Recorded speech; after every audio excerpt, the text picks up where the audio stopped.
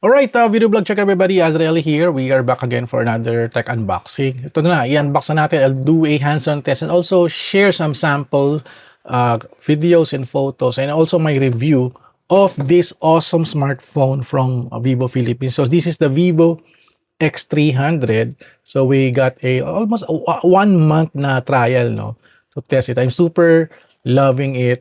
It feels like, talagang parang feeling ko gumagamit ako ng camera, no. So before we unbox it at doon na tayo sa hands-on test and also my review, pakita ko muna sa inyo, discuss ko muna sa inyo yung tech specs nito at after nun, testingin na natin siya ulit, no. Alright, so thank you so much kay Vivo Philippines for the pahiram netong Vivo X300. Sana next time naman X300 Pro para matry din natin yung kasamang photography kit niya, yung may telephoto lens. Alright, ito na yung tech specs ni X300. Okay, let's do this. Alright, ito na yung tech specs ni Vivo X300. For the display, meron siyang 6.31 inches AMOLED display na merong 120Hz refresh rate at 4,500 nits, kanyang peak brightness. Ito ay capacitive multi-touch at meron siyang protection sa screen na reinforced glass. For the body, IP rating ito is IP68 and IP69, splash, water, and dust resistant. At meron siyang unibody 3D glass design, ultra slim symmetrical bezel, at coral velvet glass technique sa kanyang body. For the CPU, si Vivo X300 is using a Dimensity 9500 na CPU. This is octa-core. At meron siyang imaging chip. Ginagamit siya for to process the raw images. Natawag nilang Pro Imaging Chip VS1. Pro Imaging Chip VS1. Kala ko 51. VS1 pala. And for the OS, gumagamit siya ng Origin OS 6 based on Android 16. And for the memory, it's there's two kinds of variant. No? 12GB of RAM plus 256GB of storage. And 16GB of RAM plus 512GB of storage. At meron siyang expandable RAM which you can tinker to have a plus 12GB or 16GB. So, yung ginagamit ko ngayon, 512GB yung storage na ginagamit ko ngayon. For the camera, yung rear camera niya is a triple camera. The first one is 200 megapixel Zeiss camera na may 1/1.4 inch sensor. Yung pangalawa naman is 50 megapixel Zeiss APO telephoto camera. At yung pang third one is 50 megapixel. I think this is the wide camera, no? At meron siyang Zeiss gimbal grade main camera with LYT 828 sensor. At meron siyang adaptive zoom flash, flash portrait. It can shoot up to 4K 120 FPS video recording. At ang capture mode niya ng rear camera is portrait, photo, video, snapshot, landscape and night, panoramic, ultra HD document, slow-mo stage, time-lapse, pro mode, food, tsaka street photography. And for the front camera is 50 megapixel Zeiss wide-angle front camera. Ang ganda ng front camera niya. It can shoot up to 4K 60 FPS video recording. For the battery specs, 6040 mAh, the 6040 mAh na can do a 90 watts flash charge, naka-wired, at 40 watts na wireless flash charge. For the other specs, the Vivo X300, this is 5G ready, dual nano SIM din siya, dual eSIM support, gumagamit siya ng Wi-Fi 7, Bluetooth 6, USB Gen 3.2, Gen 1, syempre this is a USB Type-C, meron siyang OTG, NFC, face unlock, fingerprint unlock. At for the cooling system niya, meron siyang 4K VC vapor chamber. Supported siya ng Netflix HDR, HDR10+. Meron siyang 5-year OS upgrade, 7-year security maintenance, at I can do a cross-device collaboration iPhone and Vivo one-tap transfer. Meron siyang app doon na gagamitin. At saka also cross-device collaboration for Vivo Office Kit enable seamless phone to PC. So you can collaborate your Vivo phone to your PC, naka-Windows or naka-Mac, which you can control your phone or use it as a second screen for your computer. For the body color, available siya in Phantom Black, Halo Pink, Mist Blue, at Iris Purple. And for the SRP, price niya here in the Philippines is 68,999. Ayun, ganun kaganda ang Vivo X300. Napakaganda sa Zeiss camera, no? Alright, na-discuss na natin yung tech specs, no? So ito na, unbox na natin. Let's do the test right now. Alright, let's do this.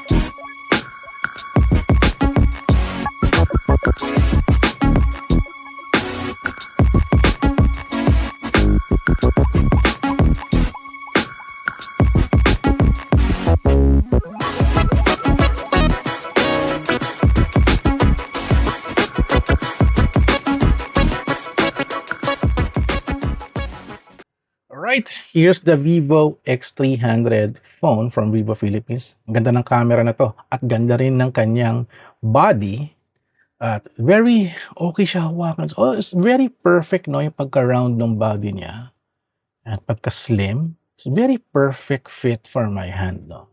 Hindi siya masakit sa kamay pag hinawakan. So this is the camera module niya. The 200 megapixel, the 50 megapixel, another 50 megapixel. One of the here is parang yung kanyang parang gimbal, and this is the telephoto, kitang-kita dito, 200 megapixel. Grabe, ang tindi, 'no? So, this is the flash, ayan. For the front camera, ito yung front camera niya, ayan, sa front camera. So, ginamit ko 'to actually ginagamit ko na 'to 'no, sa aking, pagva-vlog 'no. Ginamit ko 'to for my shooting camera. It's, gumagana naman dito yung Black Camera Magic app. So, nilalagyan ko siya ng microphone. So, okey naman siya, okey siya. So, inspect natin. So, this is the screen and this is the top of the Vivo X300. There's a speaker here. I guess this is a microphone. Yan. Left side is very clean, and there's a SIM tray at microphone pin, USB Type-C, and also speaker grill here. Sa right side is the power button tsaka yung kanyang volume. So check natin yung SIM tray, no? Kasi sabi sa tech specs hindi siya supported for expansion ng memory, but here yun, it's dual SIM lang talaga, dual SIM, dual nano SIM, ayan. So wala kang way to expand it, but 512 GB is already large, so kaya nyo naman punuin, hindi naman masyado mapupuno siguro yun, no? So ito na, pakita ko sa inyo how I operate this. Meron siyang face unlock, so nag-unlock na siya, nakita yung face ko, ganun lang siya. For fingerprint, ito yung fingerprint niya sa unahan, sa screen. So I can say it's very smooth. Actually, the phone is super perfect for me kasi may telephoto, may wide angle, can shoot high resolution photos and videos. So lahat na ng kailangan ko nandito na. IP68, IP69, splash water resistant. Parang hindi ko pa siya nagamit in full battle gear, but some of my travel, ginamit ko na to. And I super enjoyed using it. Actually, may mga apps na ako dito na naka-install. So, kitang-kita nyo naman na I'm super enjoying this phone from Vivo Philippines, the Vivo X300. So, for the camera, explore natin. This is the camera, and it has a 0.6x, 1x, 2x, 3x, 10x, up to 100x. Yan, grabe. Nakita yung mga, kumbaga, fiber ng aking cover sa likod. At for the selfie is 0.8, 1x, 2x. So, yun lang siya. For the video, can shoot up to 4K to 60 fps for the front camera. No? Pero pag rear camera yan, matindi. 4K, 120 fps ang kayang i-shoot. No? So, for the video recording, meron siyang 0.6x, 1x, 2x, 3x, 10x, up to 15x nga lang. Kasi naka 1080p 30k. Pero pag naka 40 ka, 120 fps, so hanggang 5x lang. Hanggang 5x lang siya. So, balik natin ito kasi masyado malaki file niyan. Let's go back lang. Ganun tayo palagi ako, 1080p 30 fps lang ang pagka nag-shoot ako ng video for YouTube. So, other shots, there's snapshot here, landscape and night, portrait, photo, video. Portrait video, di ko pa nagamit to kasi usually photo lang tsaka pang vlogging ako eh. Panoramic, stage video, food, telephoto extender. Okay, so pwede ko pala tong gamitin if ever meron akong yung kit. So, nangyari, ayun, okay. So, may mga settings ka pa palang gagamitin pala, no, if you're going to use the telephoto extender, no. Hindi ko na try. Parang nawala siya, no? Parang nawala. Anong nangyari doon? I guess may napindot yata ako, no. Hindi kasi ako familiar for that eh. No, okay, I think na-eliminate ko yata siya, no, tanggal ko. Okay, pero anyway, mababalik naman din natin yan. May napindot lang ako eh. So, yikes. Di ba? So, ayun. At meron nga samples ako dito. No? Sa photo ko is nasa kami? Nasa Mall of Asia. I'll show you some photos, no? Na kung paano ko ginagamit tong Vivo. Actually, all of my videos are here. Talagang simbahan, for example. Nasa pala kami nito, nasa Pontefino in Batangas. The video is super nice. Ayun yung wife ko, no? May flower from the hotel kasi yung birthday niya. So I'll show you some samples, no? Pakita ko sa inyo at check nyo yung quality ng photos and video using the Vivo X300. Alright, let's do this.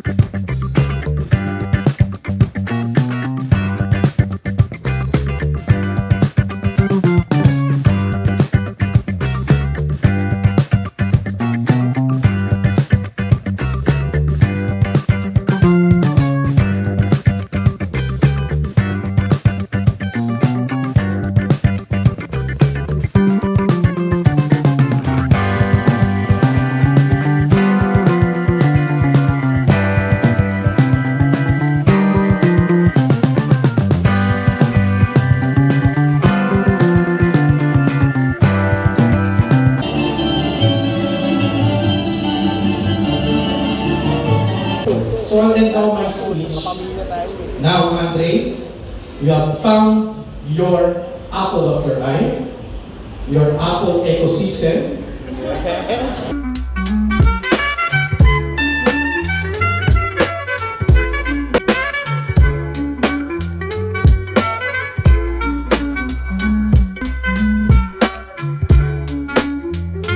Check natin, Alright, test mic check. Mic test check. 1 2 1 2. Microphone test check. 1 2 1 2. Mic check, 1, 2, 3. Mic check, 1, 2, 3.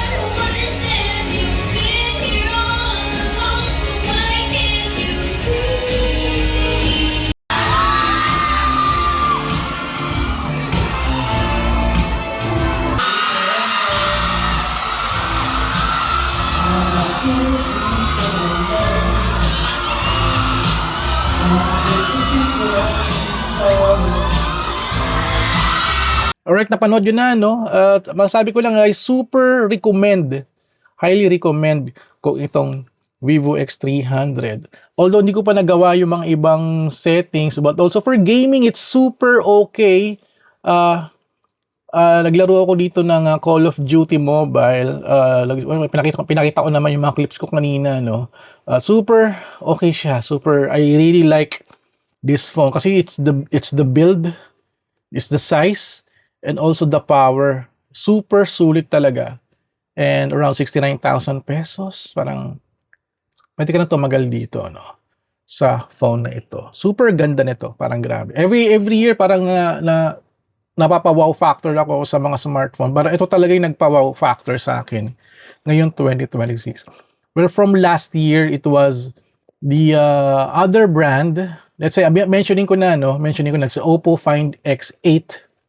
But tinalo nito yung Oppo Find X8. Vivo X300 yung nangibabaw sa akin ngayon for this year.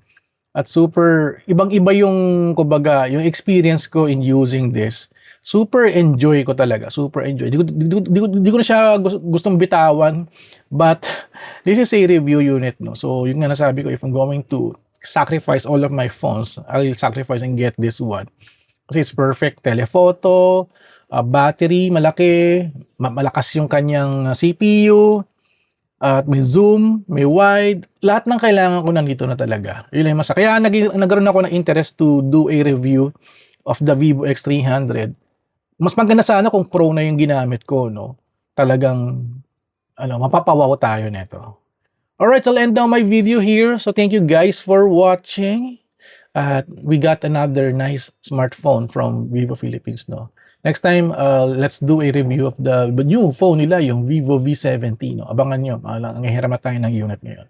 Alright, so thank you guys for watching. Don't forget to subscribe, like, and comment. And I'll see you guys at the next video vlog adventure. Thank you so much, Vivo, and see you soon.